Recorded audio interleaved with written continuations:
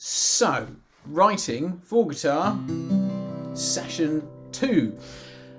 As I said, it's going to be more about theory, and we're going to work with scales. First of all, we're going to work with a scale and then compose a piece of music together, right here, right now. Not rehearsed, not worked out, could be awful. But it probably won't be, because it's going to work to a little system.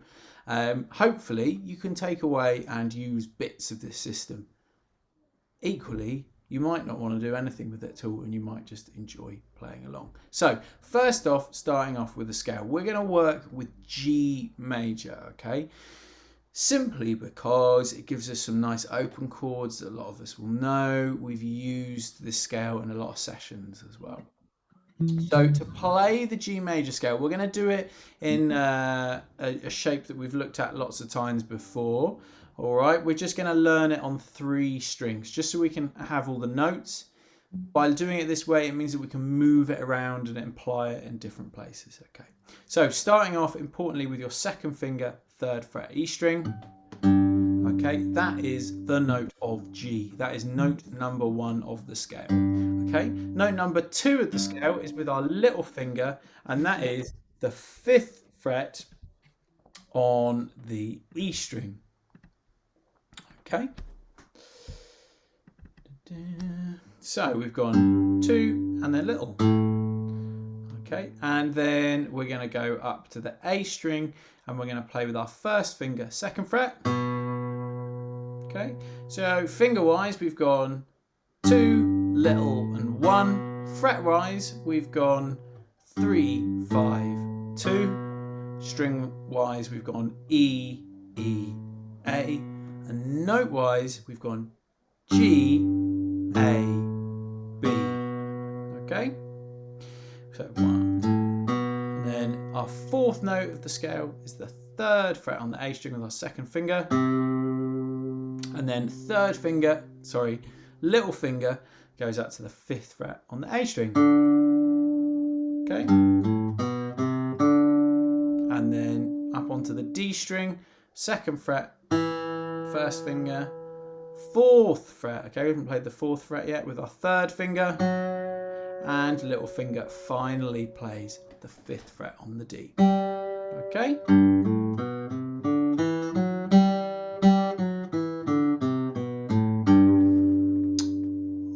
I'm not going to hang around on that too much. If you want to really master that, all right, you can just watch it back in the video a bit later. But the idea is that they are all the notes from the G major scale. All those notes work together, and we can make chords and wonderful things out of them. They're numbered 1, 2, 3, 4, 5, 6, 7, 8.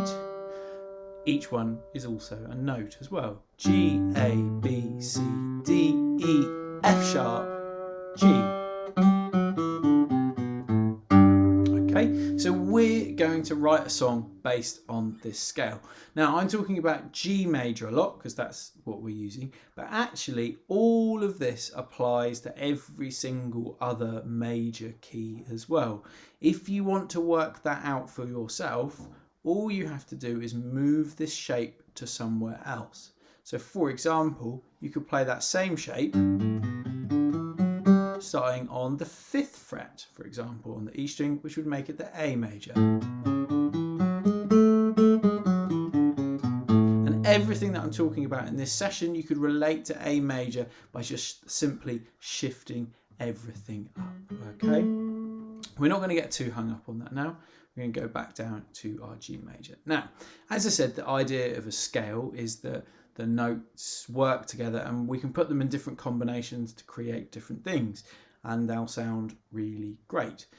There's not really anything particularly magical about that, just that some notes sound really great together, and some notes don't. Oh, that one. Okay, it's just the way of the world, all right? And scales, they're just those notes that do work together put into a group. So we're going to write a song using that idea, but using a particular sort of pattern that you can learn and remember. Okay, now within the major scale, each note has a chord that relates to itself. So the first chord happens to be a major chord. This is the note of G, so the first chord or first note of the scale could be a G chord. We'll go through all these chords slowly, all right? But just for now, we're just going to summarise. The second note of the scale, which happens to be an A, all right, is a major chord. So we have an A major or an A chord. The third note of the scale is a B, okay? And the third note is always a minor chord. So that makes it a B minor. You got a question, Neil? Go for it, mate.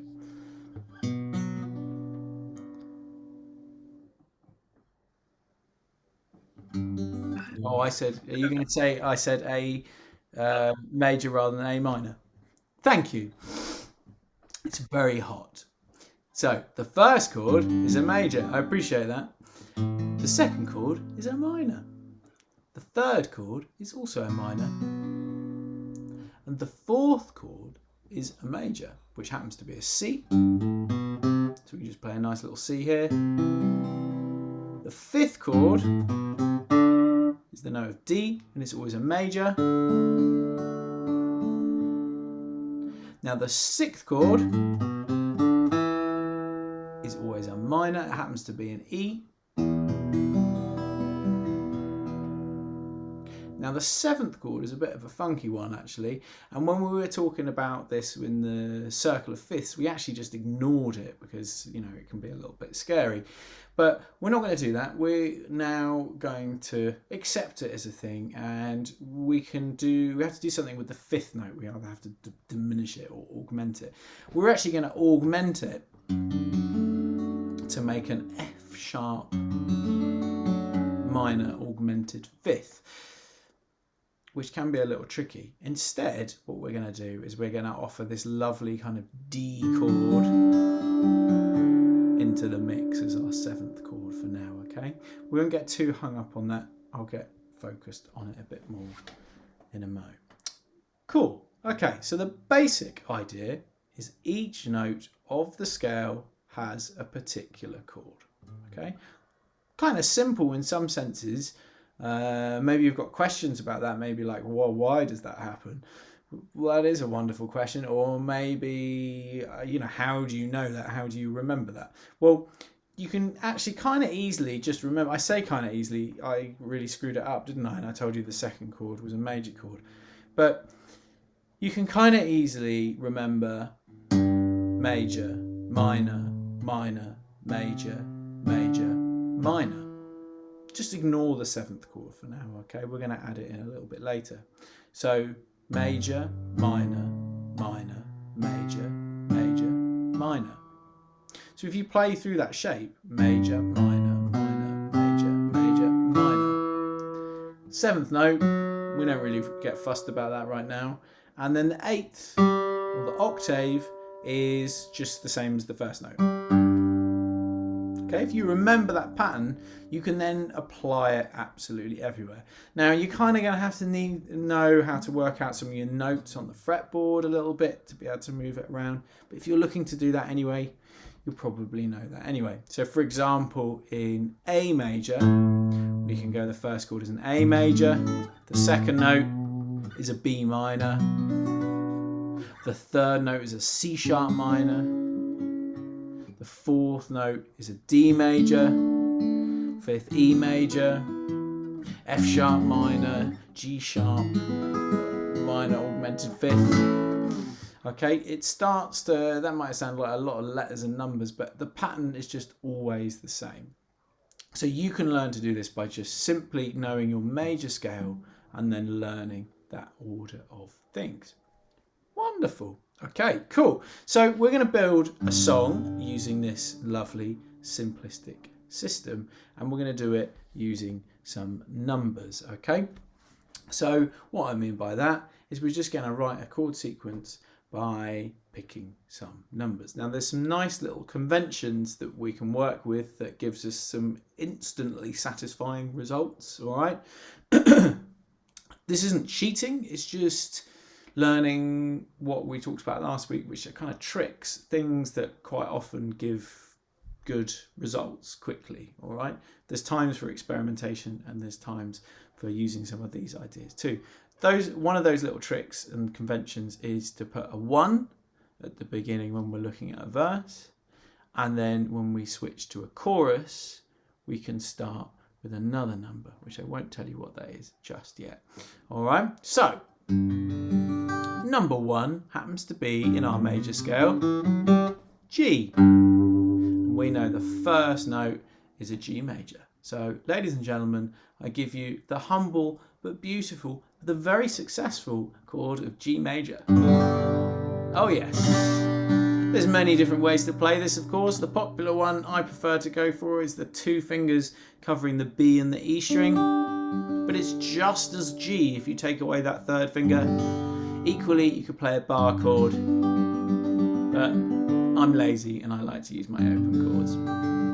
So I'd thoroughly recommend that. So that is going to be our chord number 1. Okay, we haven't got a rhythm, we haven't got anything right now, but we've got a G chord, and that makes us all very happy. And then we're going to have another number thrown into the mix, which I could invite you to write another number, 1, 2, 6, to put into the chat for me, and then we'll choose that. I think we'll just sit here awkwardly strumming a G until someone does that. That would be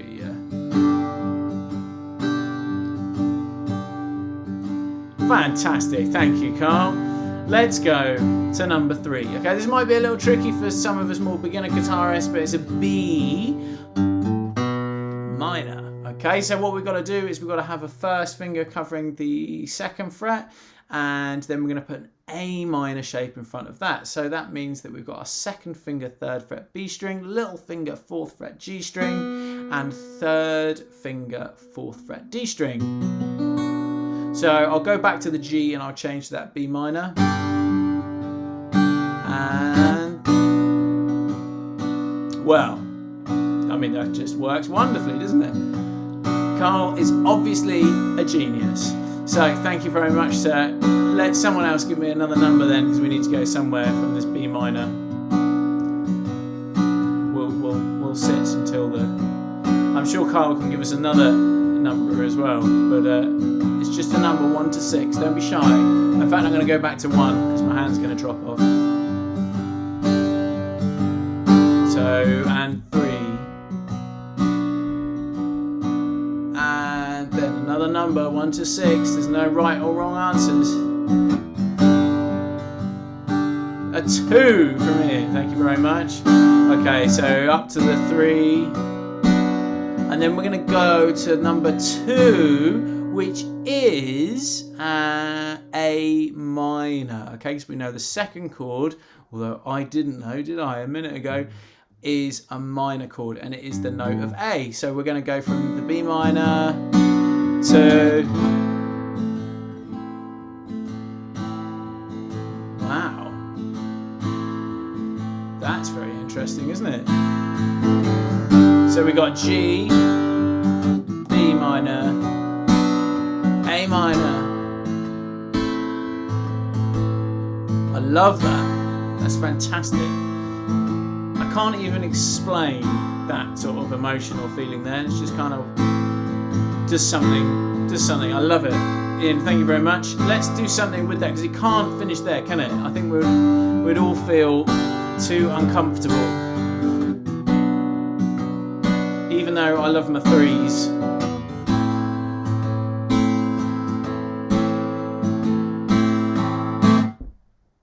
Any numbers? A 5, thank you very much. Ah, oh, what a relief. So we got a 1, a 3, a 2, and a 5.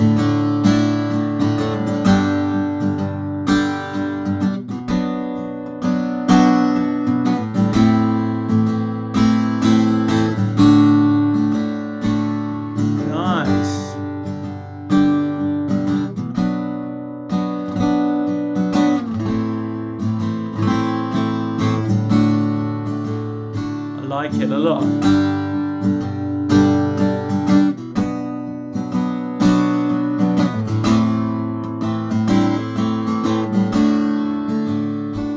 So, what has, I feel like I'm going to break into song.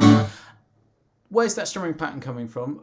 We talked about this a little bit last week, and when you're creating stuff, it's really fine just to pull out a strumming pattern from a song that you were playing earlier, okay?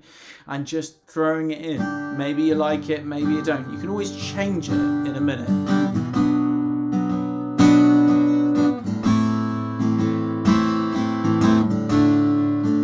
But cool, we got it. We got a verse already, which works really nicely. Now, each sort of change has a particular feeling. We don't even need to spend time articulating that, but I'm going to actually go for a little bit mournful, actually, which is a really interesting thing, because we've obviously heard the expression about things being in a minor key or in a major key and being sad and happy. That's kind of just, it's just not right, okay? It's not really a thing. We can make something in a major key sound particularly sad if we like. Anyway, let's move on. So I talked about these lovely little conventions where in a verse you would start with a 1, and that's what we've done, and it's really given us a nice place to work off. It would have worked if we started with a different number as well, actually, but 1 feels grounded, okay? It gets referred to as the tonic, for example. And I believe, correct me if I'm mistaken, but a tonic is like a base of a drink as well. It's like a grounding thing. In Indian classical, it gets referred to as the grounding note. It's the beginning, okay? It's there, it's sort of programmed into us. So starting with 1 is a great place to go. Now, chorus-wise, a wonderful thing to do is to make us feel like we've moved to a different key, but when we actually haven't done that. And the easiest way to do that is to move to what's called the relative minor. Oh, what's that? Well, what that is the 6th note or the 6th chord. In this case, that's an E minor. Now, in lots of other sessions I've talked about the relative minor a bit, and what it is it's the same notes but a completely different scale. That's mental, isn't it? And they're starting, or not starting, they work in exactly the same order as well. They just start in a different place. So G major is exactly the same scale as E minor. It's just that E minor starts on E and works its way through in the same order, and G starts on G and works its way through in the same order, which kind of helps add a little bit of clarity to why starting on 1 is so nice as well, because where we start things is that beginning and that association of what's going on, all right? Starting on G makes it feel like G, actually. Anyway, so we're going to go to our chorus and we're going to crash in with an E minor. Here's a little example of how that's going to sound like. So we've gone from our G to our B, then to our A. Now I'm going to talk in numbers again. 1, 3, 2, and 5. Here comes 6, and it's just like chorus, isn't it? Instant, absolute chorus. So where do we go after that E minor? Tell me a number 1 to 6. I can't see you all at the time, so it's easier to pop it in the chat if you can, just in case I'm missing. So we're going to go 1,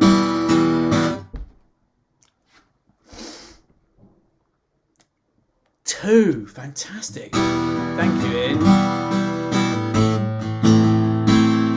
Oh, I like that.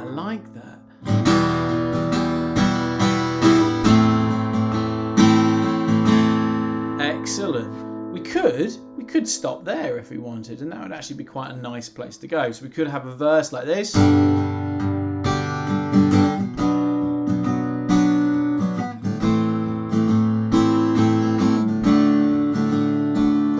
couple of times.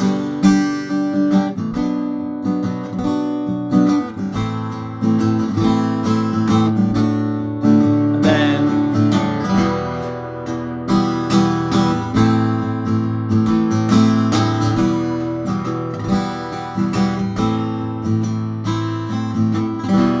kind of works, doesn't it?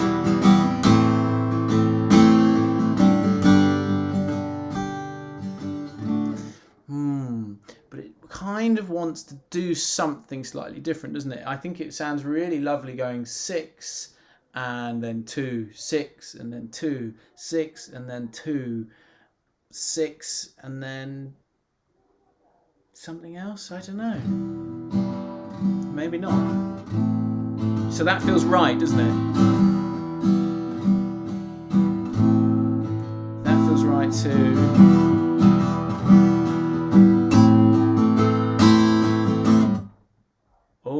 Maybe there, okay. We're seeing some movement from Neil. I like that. Anyone else? So da, da, da, da. Too cheesy. It's too cheesy, isn't it? We're not happy about that, are we? Are we happy? I'm trying to gauge your facial expressions as to whether my chord choices are appreciated or whether you're all like, no, that's too. There you go, Carl. I love that. That's great. That means, I don't know. Is that surprise mixed with indifference? I don't know. What is it? Is that he's cool? He's cool. He's happy with it. He's happy with it. Okay. All right. Let's give that a go then. So.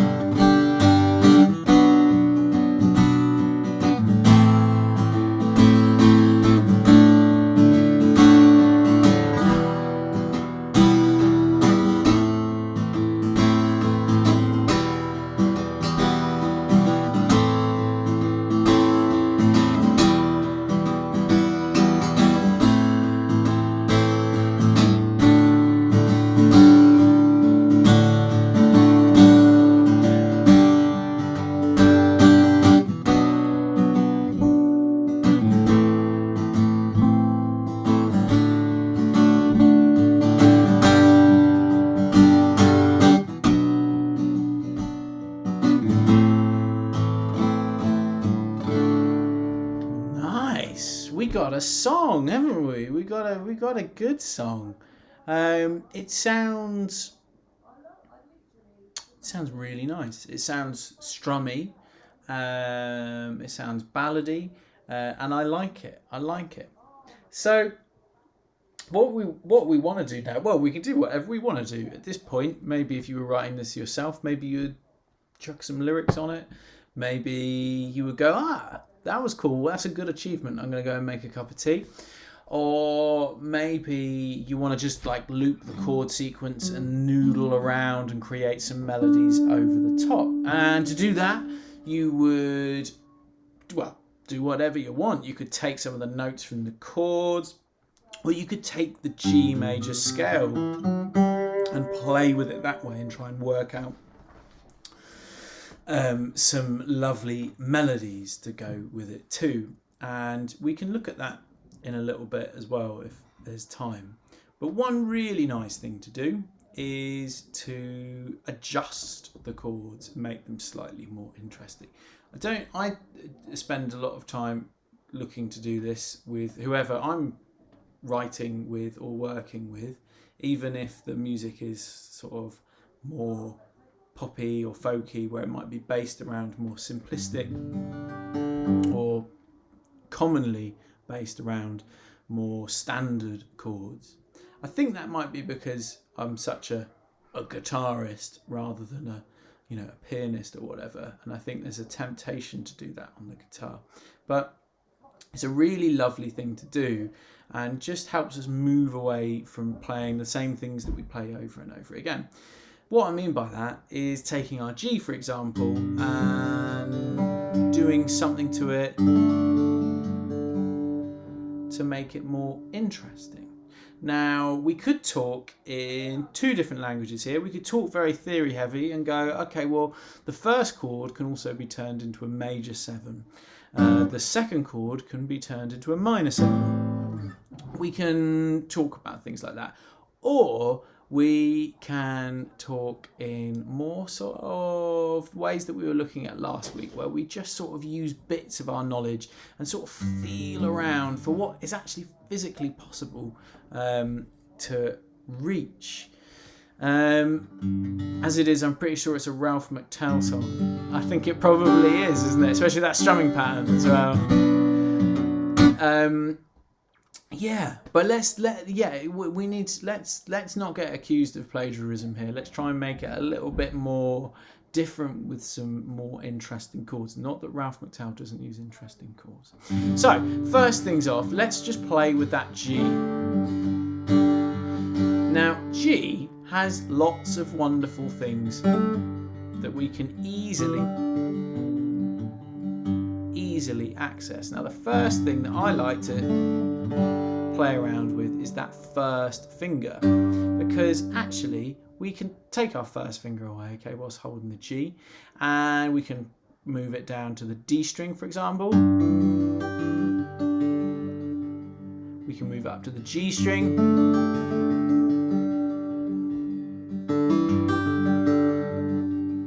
We can obviously go back to the second fret. We can even play the open A. In fact, we can pretty much play a G chord in every single note in the G major scale.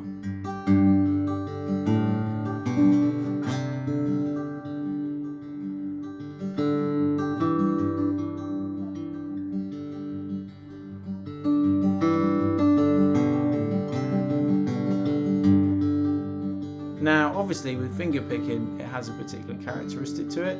With strumming, it works great too.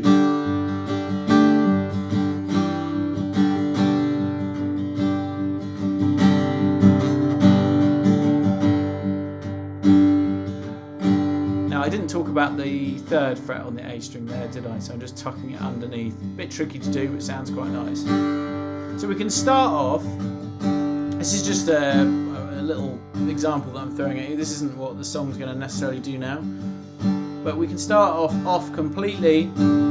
At that point, it's quite nice to mute that A string by just putting a lazy second finger across, and then try putting it down on the second fret G, and then taking it off again. Then second fret D, then off. We get a little bit of a melody, don't we?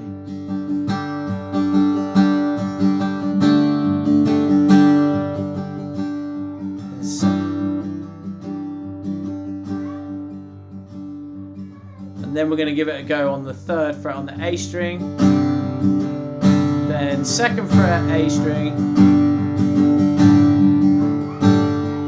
then open. Okay, so a lot you can do with that one finger.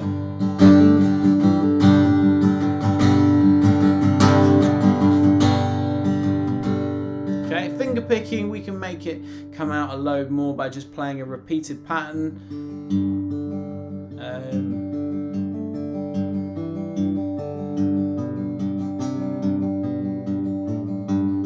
Let's have a little really simplistic pattern. So if I play just with thumb and index finger holding down a G string,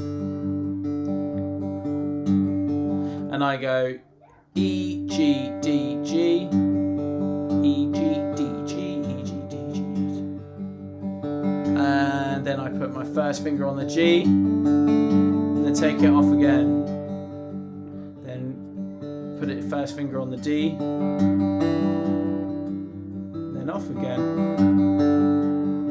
Let's be honest, that's pretty nice, isn't it? Just from that utter simplicity. And then we make it slightly more complicated by bringing in the A string, by just changing where our thumb plays there.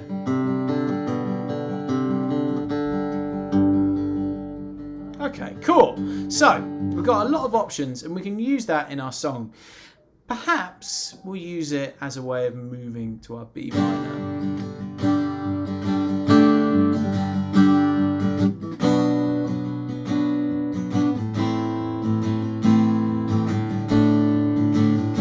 Or perhaps we'll just change the chord.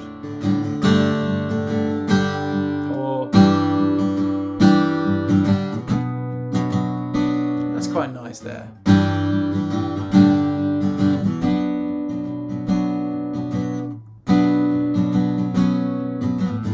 Oh, that's not going to work.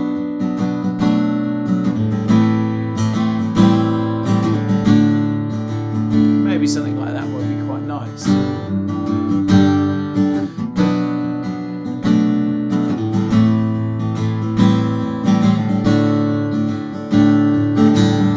Okay, let's try and throw in a little movement as we go through. So if we start off with, rather than a normal G chord, let's try putting our first finger on the D string on the 2nd fret. Okay, and let's play for half the bar with it on. Well, actually, one bar, depending on how you're counting it, because it's kind of a half-time fill, and then one with it off.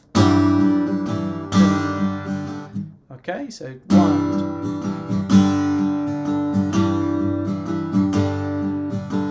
2. Okay, and then we're going to go to the B minor, and we're going to do a similar thing where we take a B minor, but then take off our little finger. Now, in actuality, that means that it becomes a B minor 7, but we won't worry about such boring things, all right? We're just going to think about it as you've got a B minor and you're trying to find something different.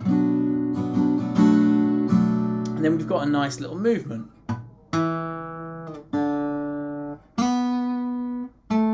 Okay, so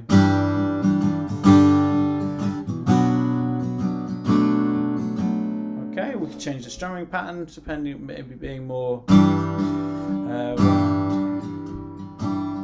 where are we going?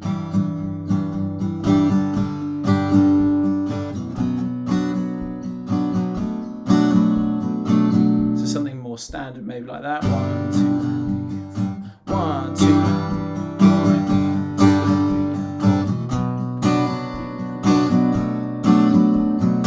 Then if we go to the A minor, we can continue the theme and then take away our 3rd finger to make an A minor 7 as well.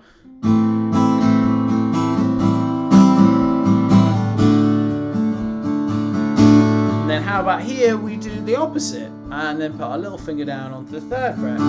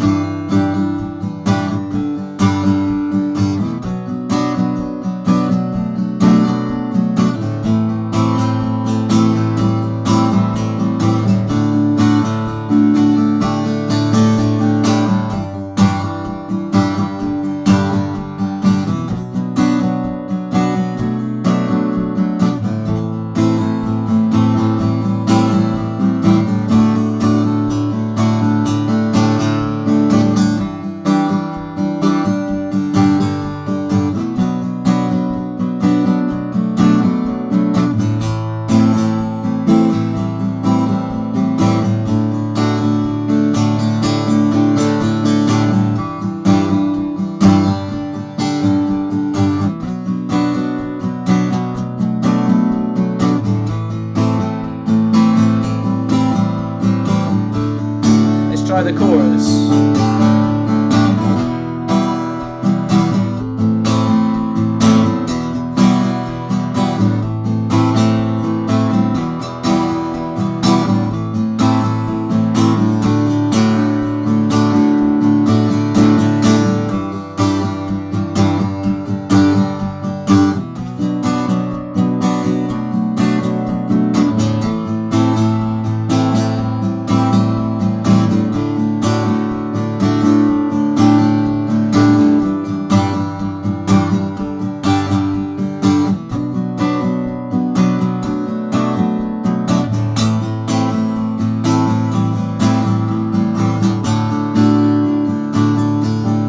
Let's try the chorus.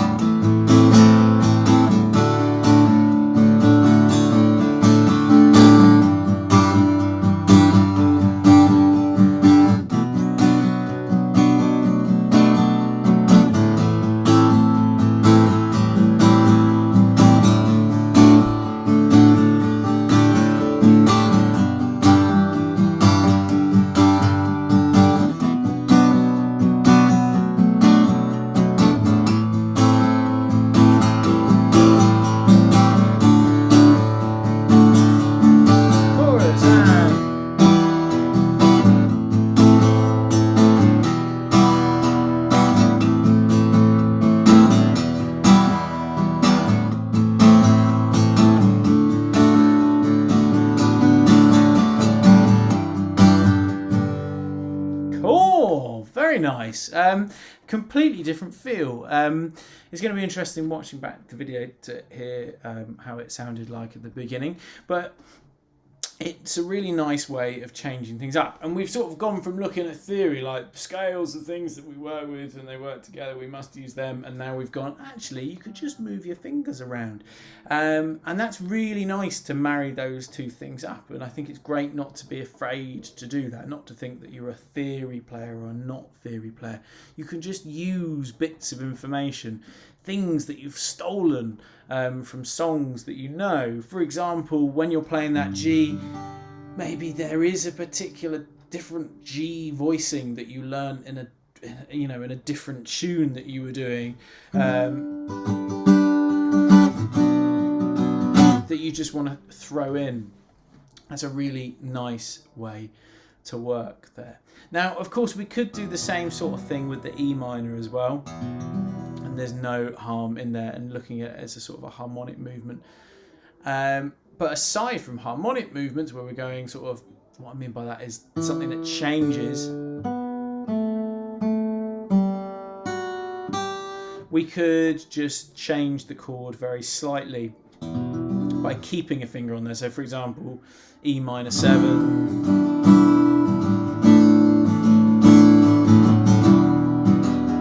we could just go all Oasis on it and change chords like that as well, which is another nice thing to do. Fantastic. Okay, so what have we done? We've looked at a scale. We looked at the G major scale all the way back long ago, and then we learnt that each note has a chord that is attached to it, and it goes in the order of major, minor, minor, major, major, minor. We said we wouldn't really worry about the 7th unless we got to that. And we understood that we could move that anywhere. In G, we know we've got G, A, B, C, D, E. So we can then go G major, A minor, B minor, C major, D major, E minor. And, let me be clear here, people. You could make a living out of just knowing it in G major, all right? There's no need to learn anything more. You really could just do it there and just get a capo, move it around. That is totally fine and completely acceptable as well. If we want to belittle that, then we'd be belittling a lot of absolute geniuses. So just learning it like that is totally fine. We then put those chords into order by going number 1 at the beginning, chuck a load of random ones in afterwards, and it will always work. However many different examples we do, it will always sound cool. It depends on what you want to create. And then when we went to the chorus, we started on 6. You don't always have to do that at all, but it's a really lovely trick that gets used over and over again. Starting on 5 might be nice. Maybe not so much if you've finished on the 5 and the verse, but there's all manner of different lovely tricks that give it a nice feel. Fantastic. All right. I did briefly talk about the melody of things as well, but I think actually that kind of justifies its own little session. So I reckon what we should do is finish off. I'll play with those chords around, give you guys a little opportunity to jam around with it again. And if you want to jam over the top and create a melody, I would thoroughly recommend using this G major scale. However, here's a few extra notes to throw in.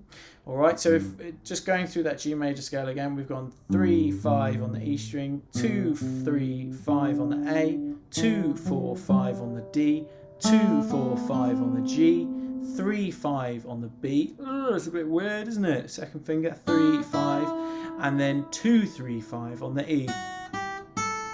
Okay, if you're more of an advanced player, I would suggest using that scale. And then if you're advanced again, what I'd suggest is blending that with all the open notes, okay? Open notes with G major are wonderful and beautiful. We can just use them to support everything we do.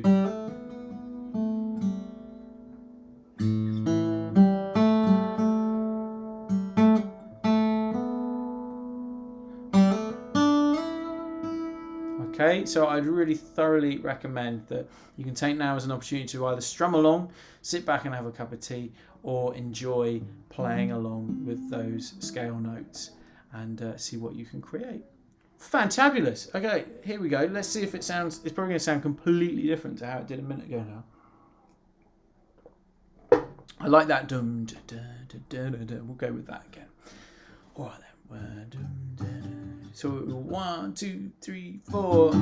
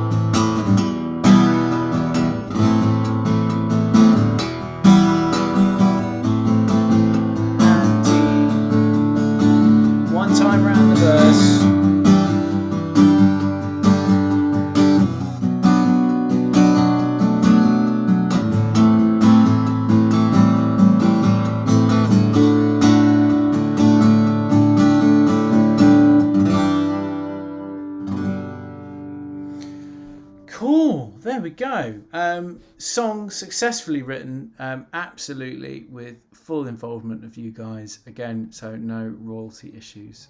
I hope you enjoyed. And we'll look at a melody another time soon, I believe.